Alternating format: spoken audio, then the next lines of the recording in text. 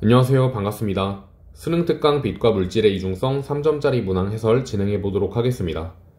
우선 1번에는 광전식 화재 감지기에 대한 설명이 나와 있는데요. 읽어보시면 평상시에는 LED에서 방출된 빛이 직진하기 때문에 이 광다이오드에 도달하지 못하겠죠?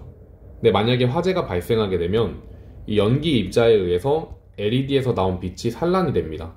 그럼 그 산란된 빛의 일부가 광다이오드에 도달하기 때문에 여기서 광전 효과가 발생하고 그 광전 효과로 인해서 광다이오드에 전류가 흐르게 되는 거죠. 그래서 그 전류 때문에 경보음이 울리는 겁니다. 문제 한번 풀어볼까요? 기억. 광전식 화재 감지기의 광다이오드는 빛의 파동성을 이용한 장치이다. 아니죠. 이거는 빛의 입자성을 이용한 장치입니다. 기억은 틀렸고, 니은. 광다이오드는 전기 신호를 빛 신호로 변환한다. 아니죠. 빛을 이용해서 전류를 만들어내는 거기 때문에 요거는 이제 발광 다이오드에 대한 설명입니다. 니은은 틀렸고, 디귿. 연기의 양이 많아 산란되어 광 다이오드에 도달하는 빛의 세기가 셀수록 광 다이오드가 연결된 회로에 흐르는 전류의 세기가 크다. 이거는 맞죠. 빛의 세기가 셀수록 이 광전자의 개수는 많아지고 그로부터 흐르는 전류는 강해질 테니까 답은 2번입니다. 이어서 2번 문항 풀어보도록 하겠습니다. 그림 가는 금속판의 빛 XY를 함께 비출 때 XY의 진동수를 변화시키며 광전율을 측정한 것을 나타낸 것이다. 그림 나는 XY의 진동수를 시간에 따라 나타낸 것으로 광전율은 0초부터 10초까지 흐르고 10초 이후에는 흐르지 않는다. 근데 이 금속판에는 X랑 Y를 함께 비추고 있기 때문에 둘 중 하나라도 문턱 진동수보다 진동수가 커진다면 그때는 광전류가 흐르게 되겠죠. 그럼 10초 이후에는 광전류가 흐르지 않는다는 것은 10초 이후에 두 빛 모두 문턱 진동수를 넘어서지 못했다는 거예요. 그러니까 이 10초가 바로 경계가 된다는 거죠. 근데 어차피 X보다는 Y가 여기에서는 진동수가 더 크니까 바로 그 문턱 진동수의 경계가 EF0가 됐던 겁니다. 그래서 0초부터 진동수가 더 큰 거를 이어보자면 이때는 초반 부분에는 X가 더 진동수가 크죠. 그리고 4초부터는 다시 Y가 진동수가 커지는데 이거를 연결했을 때 10초까지는 전부 다 문턱 진동수보다 파란색이 더 크잖아요. 근데 10초 이후에는 이 문턱 진동수를 넘어서지 못했기 때문에 여기서 광전류가 흐르지 않았던 거죠. 이제 문제 한번 풀어볼까요? 기억. 금속판의 문턱 진동수는 F0이다. 아니죠? EF0입니다. 그 다음에 니은. 광전류의 세기는 2초일 때가 4초일 때보다 작다. 2초일 때는 지금 X만 문턱 진동수보다 크잖아요. 그렇기 때문에 여기서는 X에 의한 광전류만 흐르는 거고, 그리고 4초일 때는 X랑 Y가 모두 문턱 진동수보다 진동수가 크죠? 그렇기 때문에 X랑 Y에 의해서 모두 광전류가 흐르는 겁니다. 그러면 전류의 세기는 2초일 때가 4초일 때보다 작은 게 맞겠죠. 그 다음 디귿. 방출된 광전자의 최대 운동 에너지는 2초일 때가 8초일 때보다 크다. 이거는 그 쏴주는 빛의 진동수의 최대값을 보면 되겠죠? 그럼 2초일 때는 이 값이 되고, 그리고 8초일 때는 요 값이 됩니다. 그러면 2초일 때가 더 크기 때문에 디귿은 맞는 겁니다. 답은 4번. 다음으로 3번 문제의 그림을 보시면 금속판 PQ에 같은 세기의 단색광 AB를 비추는 모습을 나타낸 것이고, 그리고 이 표는 AB를 PQ에 비추었을 때 단위 시간당 방출되는 광전자의 수 N과 그리고 방출되는 광전자의 최대 운동 에너지 Emax를 나타낸 것입니다. 그러면 이 표를 해석하는 게 관건이 되겠죠? 우선 금속판 P를 먼저 보실 건데, 이 P에다가 단색광 A를 비췄을 때는 그땐 단위 시간당 광전자가 N0개만큼 방출되고, 그리고 그때 광전자가 갖는 최대 운동 에너지가 이 E0라는 걸 알 수가 있습니다. 근데 중요한 거는 여기다가 B를 함께 비추니까 어떻게 됐죠? 그때 방출되는 광전자의 최대 운동 에너지가 증가한 걸 알 수가 있습니다. 그 얘기는 문턱 진동수보다, P의 문턱 진동수보다는 A가 더 큰 거고, 그리고 그 A보다는 B가 더 컸다는 걸 알 수가 있겠죠. 그럼 이 기억은 어차피 A에 의한 광전자와 B에 의한 광전자가 합쳐지기 때문에 위에서 A만 비췄을 때보다는 방출되는 광전자의 수도 더 크겠죠. 자, 그 다음엔 이제 Q를 해석을 해보셔야 되는데, Q에서 B를 비추면 그때는 N0개 나오고 이 광전자의 최대 운동 에너지는 모르는 상태인 거죠. 근데 중요한 거는 요 아래 거예요. A랑 B를 동시에 비출 때. 근데 그럼에도 불구하고 방출되는 광전자의 수는 위에랑 똑같죠. 그 얘기는 애초에 A에 의해서 방출되는 광전자가 없었다는 거예요. 즉, 이 P의 문턱 진동수는 A가 넘어서지 못했다는 거죠. 그래서 이런 식으로 쓸 수가 있습니다. 근데 그러면 결론적으로 P의 문턱 진동수가 Q의 문턱 진동수보다 작다는 거니까 문턱은 Q가 더 높다는 거죠. 그럼 같은 B를 비추었을 때, 지금 여기도 B를 비추고 있고 B를 비추고 있잖아요. 여기서는 320인데 니은은 문턱을 넘는데 더 많은 에너지를 사용했기 때문에 320보다는 작다는 걸 알 수가 있습니다. 자, 이 상태로 문제 한번 풀어봅시다. 기억은 n0보다 크다. 이거는 맞죠? 니은 문턱 진동수는 P가 Q보다 작다. 이것도 맞습니다. 디귿 니은은 320보다 작다. 그렇죠. 답은 5번입니다. 이어서 4번 문항 풀어보겠습니다. 4번에서는 금속판도 세 종류가 나오고 그리고 단색광도 세 종류가 나오죠. 그럼 이제 이 표를 통해서 단색광의 파장이 누가 가장 길고 짧은지, 그리고 금속판의 문턱 진동수는 누가 가장 크고 작은지, 이런 부분을 판단해 주시면 되는데, 우선 이 첫 번째, 파장이 람다1일 때 A에서는 방출되지 않고 B에서는 방출이 됐죠. 그럼 그걸 토대로 B의 문턱 진동수가 A의 문턱 진동수보다 크다는 걸 알 수가 있습니다. 그 다음 이제 두 번째 실험을 통해서는 A, B에는 모두 방출이 안 됐는데 C에서는 방출이 됐잖아요. 그러면 C의 문턱 진동수가 가장 낮은 것도 알 수가 있겠죠.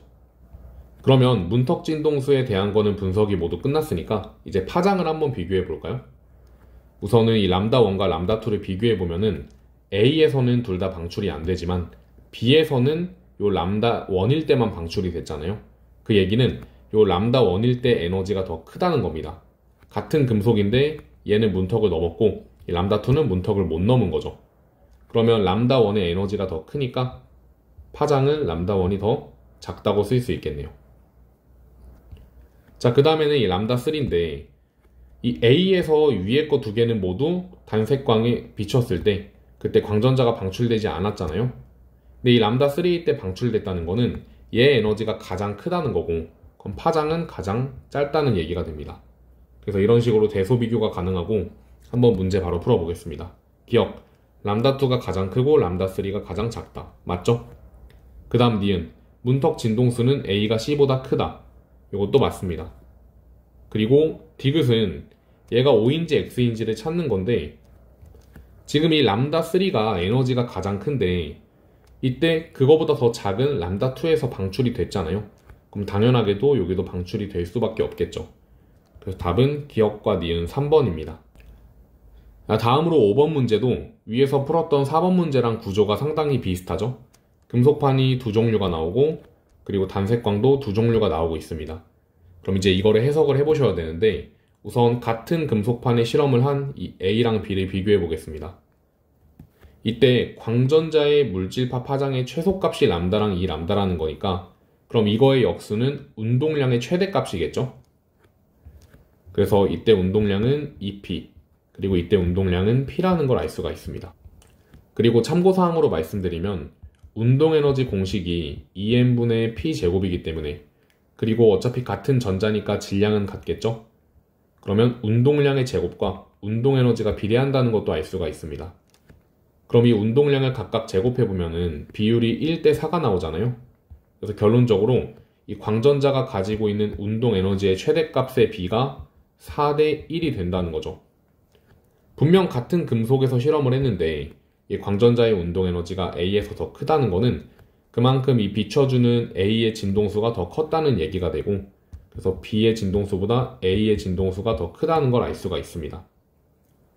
자, 그 다음에는 이 금속판 PQ의 문턱 진동수를 비교해 볼 건데, 그걸 비교하기 위해서 이 같은 단색광을 한번 봐볼까요?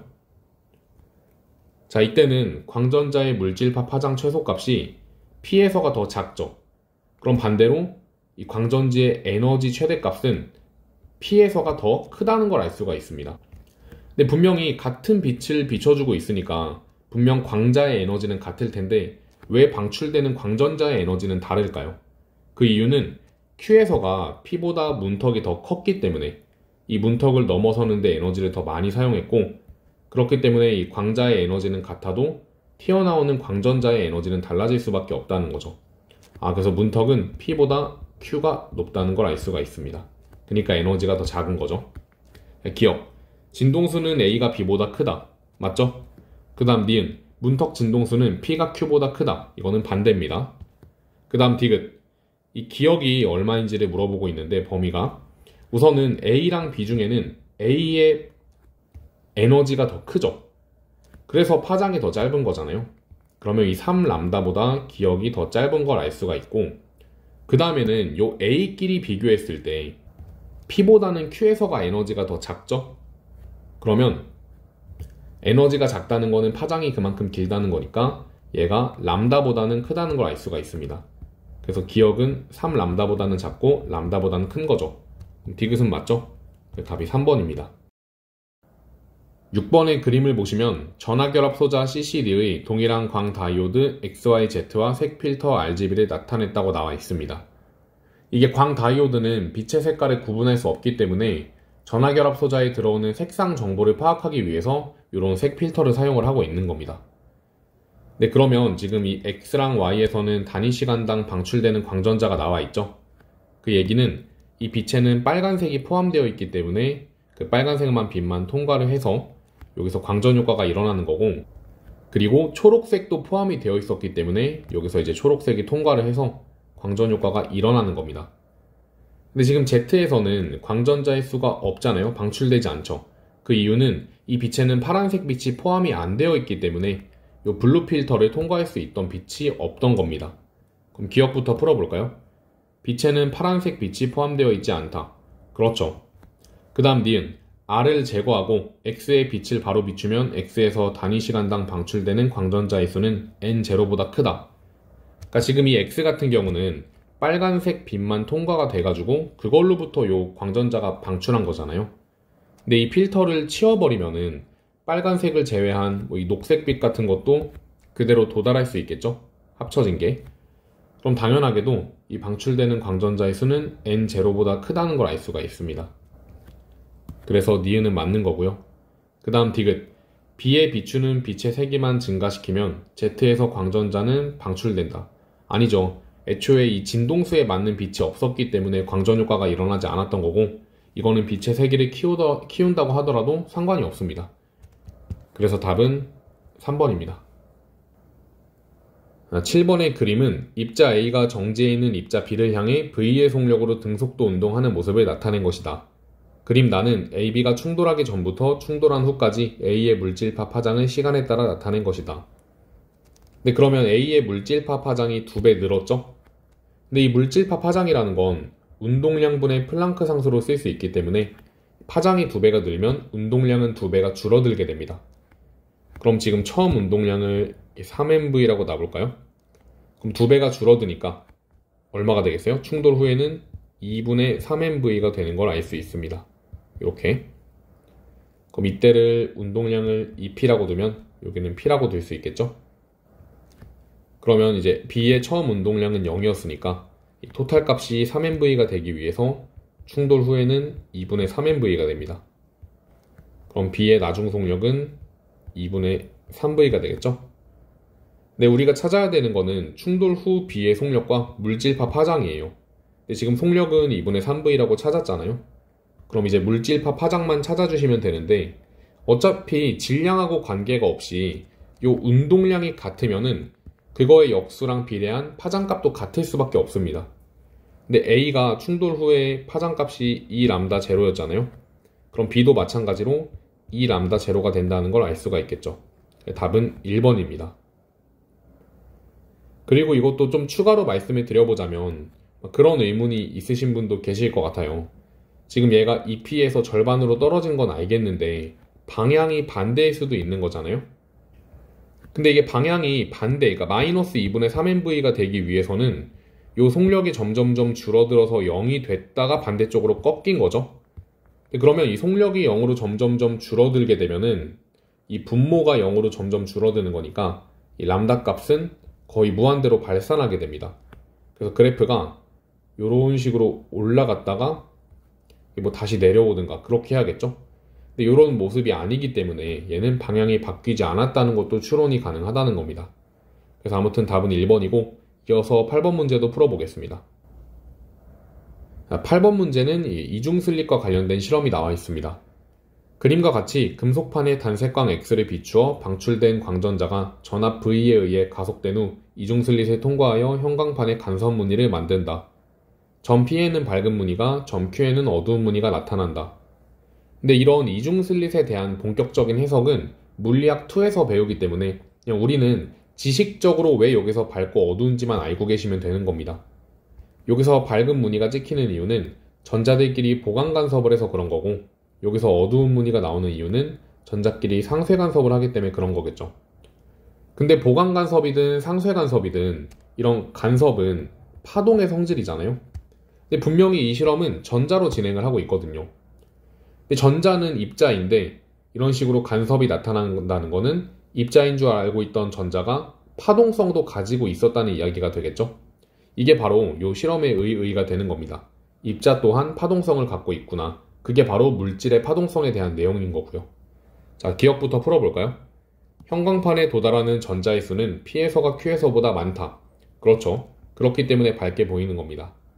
그 다음 니은 X의 세기를 감소시키면 P에서 밝기는 증가한다. 요 X의 세기를 증가시키면은 여기서 금속판에서 튀어나오는 광전자는 많아질 테고, X의 세기를 감소시키면 요 금속판에서 튀어나오는 전자 수는 줄어들겠죠. 그럼 여기서는 세기를 감소시키니까 광전자가 줄어들 텐데 P에서 밝기가 증가하진 않겠죠? 그렇기 때문에 니은은 틀린 겁니다. 그 다음 디귿. 금속판에서 방출된 광전자가 전압 V에 의해 가속되는 동안 광전자의 물질파 파장은 길어진다. 이게 전압에 의해 가속이 된다는 거는 속력이 점점 빨라진다는 거니까 운동량이 점점 커진다는 거예요. 그럼 이거에 의한 물질파 파장은 작아지겠죠? 그래서 디귿도 틀린 겁니다. 답은 1번. 자, 다음은 9번 문제 이어서 풀어보겠습니다. 자, 이 9번 문제에서는 이 그래프를 이용해서 물질파 파장과 운동량, 운동에너지 이런 관계들을 파악을 하는 건데, 우선 중요한 거는 파란 색깔로 그은 선에서 람다 값이 같다는 건 운동량도 다 같다는 거겠죠?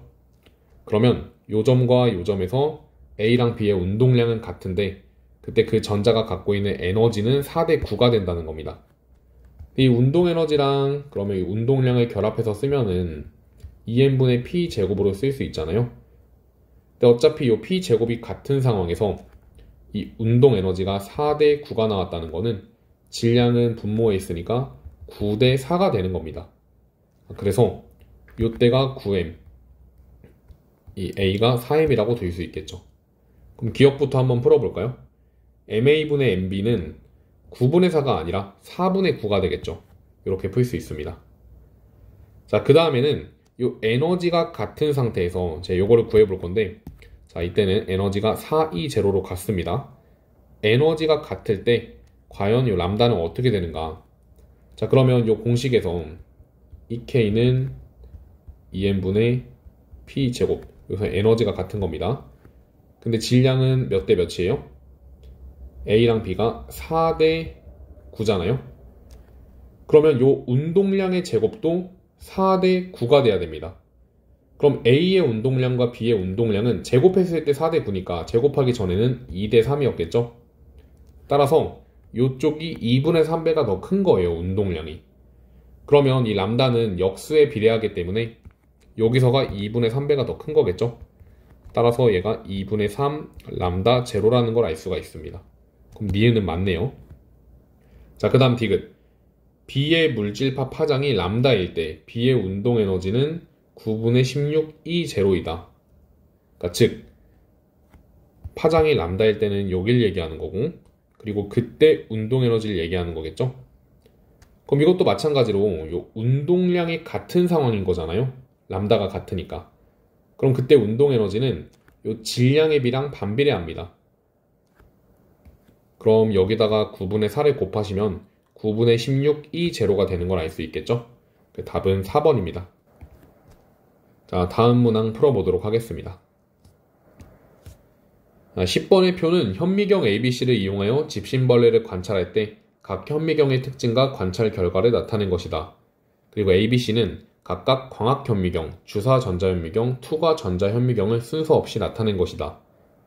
우선은 이 내부의 구조를 관찰하는 것은 투과 전자현미경이 되겠죠. 그리고 표면 관찰하는 거는 주사 전자현미경이 되고, 살아있는 걸 관찰하기 위해서는 광학현미경으로 하면 되겠네요. 자, 이 상태로 문제 한번 풀어볼게요. 기억, A는 투과 전자현미경이다. 맞죠? 그 다음 니은, A, B, C는 모두 자기 렌즈를 이용한다. 아니죠. 광학현미경은 자기 렌즈를 이용하지 않습니다. 그 다음 디귿, C는 시료에서 튀어나오는 전자를 분석하여 영상을 얻는다. 그렇죠. 그렇기 때문에 여기다가 금속으로 코팅을 하잖아요. 답은 기억 디귿 3번입니다. 자, 다음은 11번. 그림과 같이 질량이 m인 전자가 직류 전원장치에 연결된 평행한 두 금속판 사이에서 등가속도 직선 운동을 하여 점 PQ를 지난 후 오른쪽 금속판에 도달한다. 그리고 PQ 사이의 거리는 D이고 PQ에서 전자의 물질파 파장은 각각 2λ 제로, 람다 제로이다. 그럼 이거 역수랑 비례한 운동량을 먼저 써보시면은 P0랑 2P0라고 쓸 수 있겠죠? 즉, 이 전자는 오른쪽으로 가면서 점점점 빨라진 거예요. 그러면 요 금속판에서 밀어주는 힘을 준 거잖아요. 여기 전자가 이렇게 있었을 테고 전자를 만들어주기 위해서는 기역이 마이너스 극이었던 거죠. 자, 기역부터 볼까요? 직류 전원장치의 단자 기역은 마이너스 극이다. 맞습니다. 그 다음 니은, 전자의 운동량 크기는 P에서가 Q에서보다 작다. 이것도 맞죠? 2배가 작은 겁니다. 그 다음에 전자가 P에서 Q까지 운동하는 데 걸린 시간은 되게 굉장히 복잡하게 나와 있어요. 그래서 이런 문제를 풀기 위해서는 등가속도 공식을 이용을 하셔야 되는데, 우리 한번 처음 속도 구해볼까요? 이때 운동량을 P0라고 놨으니까 얘를 M으로 나눈 게 처음 속도, 그리고 나중 속도는 2P0를 M으로 나눈 거죠. 그러면 얘가 바로 속력의 합이 됩니다. 그리고 이거를 절반으로 나눈 게 뭐가 되죠? 요게 바로 평균 속도가 되는 거예요. 그걸로 T만큼 운동했더니 거리 D만큼을 이동한 거죠. 그럼 우리는 요 T 값을 구하는 거니까 T를 제외하고 다 넘겨보시면 2mD에 3P0가 나오고, 근데 P0는 내가 마음대로 도입한 문자니까 얘를 그 람다꼴로 바꿔주셔야겠죠. 그럼 P0는 얼마예요? 2람다분의 H라는 걸 알 수가 있습니다. 그럼 얘 대신에 3H에 4mD 람다가 되겠죠. 그러면 맞네요. 디귿도 맞습니다. 답은 5번이죠. 자, 이어서 마지막 12번 문항 풀어보겠습니다. 12번도 가볍게 현미경을 구분하는 문제가 출제가 됐는데, 일단 기역부터 봐볼까요? 기역에서 아니오에서는 광학현미경, 예에서는 투과랑 주사 전자현미경으로 넘어간 거죠. 그럼 기역, 시료를 관찰할 때 전자선을 이용하는가는 기역으로 적절하다. 그렇죠. 그 다음에 입체구조 관찰에 적합한 거는 주사 전자현미경, 그리고 아닌 거는 투과 전자현미경이죠. 그럼 니은, 나는 A의 구조를 나타낸 것이다. 요 나는 이 시료를 투과하고 있잖아요. 통과. 그럼 얘는 투과 전자현미경이 되는 겁니다. 그래서 A가 아니라 B가 되겠죠. 그 다음 디귿, 분해능은 B가 광학현미경보다 좋다. 그렇죠. 전자현미경을 사용하는 이유가 애초에 더 작은 구조를 관찰하기 위해서 사용을 하는 거니까 당연하게도 분해능이 더 좋을 수밖에 없습니다. 답은 3번입니다. 자, 이렇게 해서 수능 특강 모든 문항에 대한 해설을 마무리했습니다. 여기까지 들어주신 분들 너무 고생 많으셨고, 다음에 수능 완성이 나오면 여름에 그것도 강의를 촬영해서 올려드리도록 하겠습니다. 감사합니다.